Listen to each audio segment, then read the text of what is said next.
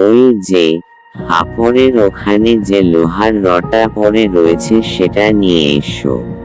বাচ্চাটি গিয়ে লোহার রডটা নিয়ে আসতেই বাবা প্রশ্ন করলেন, বলতো এই রডটার দাম কত হতে পারে?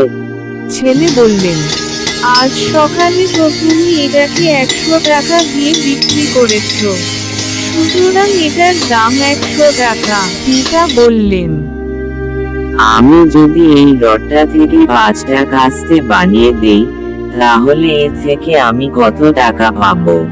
বাচ্চা ছেলেটি বলল, একটা কাস্তের দাম 50 টাকা, তাহলে 5টা কাস্তের দাম 250 টাকা। পিতা বললেন, এবার যদি রডটা থেকে আমি নানান মেশিনারি ক্ষুদ্র ক্ষুদ্র জিনিস বানিয়ে ফেলি তাহলে কি হবে? বাচ্চা ছেলেটি বলল, তাহলে তো এটা থেকে আরো অনেক টাকা পাওয়া যাবে, কারণ মেশিনারি জিনিসের দাম অনেক বেশি। এরপর বাবা ছেলেকে বোঝালেন, যেভাবে লোহার রডটির পরিবর্তনের সাথে সাথে তার মূল্যেরও পরিবর্তন হচ্ছে, ঠিক সেভাবেই মানুষের মূল্যও নির্ধারণ হয়।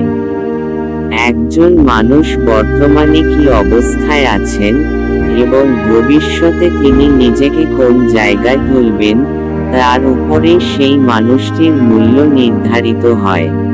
বাচ্চা ছেলেটি বলল, তার মানে কোনো মানুষের মূল্য কেমন হবে তা নির্ধারণ করবে সে নিজেই। তাই মানুষভেদে গরিব ধনী দেখা যায়। পিতা বললেন, বাহ, এই তো বেশ ভালোই বুঝেছো।